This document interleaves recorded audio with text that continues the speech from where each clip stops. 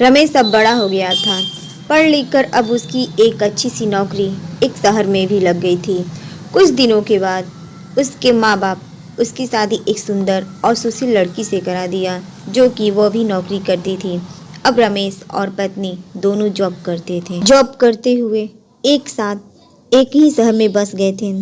कुछ ही दिनों में पश्चात रमेश के पिताजी अब इस दुनिया को छोड़कर चले गए, जिसके बाद उसकी माँ एकदम सी अकेली सी हो गई थी।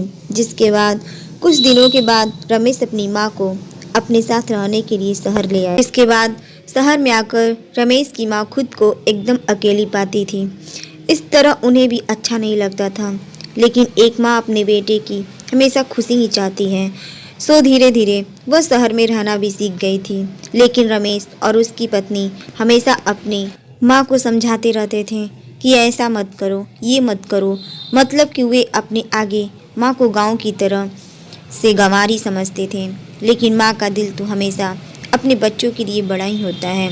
सो वो सभी बातें चुपचाप सुनकर हाँ में हाँ मिलाकर रह जाती थी। एक दिन की बात है, सुबह रमेश की पत्नी को ऑफिस जल्दी जाना था। सो वह सुबह जल्दी तैयार करके रमेश का खाना पैक करके ऑफिस चली गई। फिर इसके बाद रमेश भी जल्दी तैयार होकर ऑफिस निकल गया। फिर कुछ समय के बाद रमेश की माँ ने देखा कि उसका बेटा तो खाने का लंच बॉक्स तो घर पर ही भूल गया।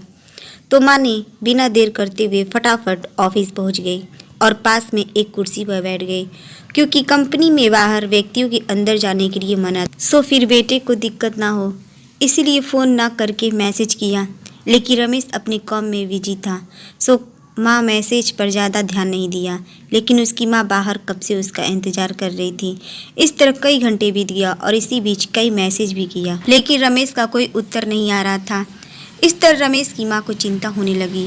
लेकिन रमेश अपनी माँ के कई मैसेज आने के बाद वह अंदर ही अंदर खूब गुस्सा होने लगा था।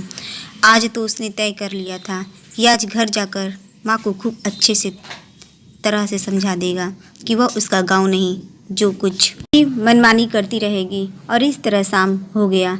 अब रमेश घर जाने के लिए कंपनी से बाहर निकला तो देखा उसकी माँ तो यहीं खड़ी है, जिसे देखकर उसका गुस्सा अब 7वें आसमान पर था और बिना कुछ पूछे ही अपनी माँ को डांट फटकारने लगा कि पहले तब घर में खाली बैठे मैसेज से परेशान करती रहती थी और अब तो उसकी कंपनी में भी आ गई।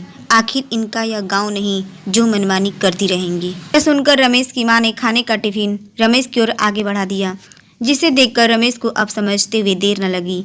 वह अपना खाना भूल गया था, जिसे मां ने उसे देने के लिए यहाँ आई थी। के बाद रमेश की माँ बोली, बेटा भले ही तुम बड़े हो गए हो, बड़े शहर में रहने लगे हो, भले ही अच्छे बुरे की ज़्यादा समझ आ गई हो, लेकिन आज मेरे लिए आज भी मेरे कलेजे का टुकड़ा ही हो, जिसे मैंने बचपन से लेकर आज तक पालते हुए आ रही। रमेश को अब आंखें खुल चुकी थी कि आखिर उसकी माँ उसकी परवाह करते हुए खाना लेकर आई थी, जिसे वह बिना सोचे समझे अपनी माँ को भी डांटते जा रहा था।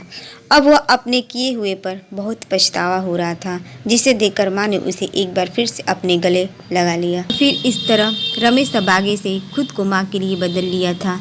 अब उनकी पहले से ज़्यादा अच्छे से देखभाल करने लगा था, जिसके बाद माँ को अब शहर भी अच्छा लगने लगा था, क्योंकि अब उसका बेटा फिर से उसे मिल गया था। इस कहानी से यही शिक्षा मिलती है कि एक तरफ जहाँ हम पढ़ लिख कर खुद को ज़्यादा समझदार समझने लगते हैं, जिसे जाने अनजाने में माता पिता की बातों को गलत साबित करने में लग जाते हैं, लेकिन हम सभी यह भूल जाते हैं जिस माँ बाप ने हम अपने बच्चों को खुशियों के लिए अपनी खुशियों का त्याग कर दिया हो, वो भला माँ बाप अपने बच्चों को कैसे बुरा कर सकते हैं।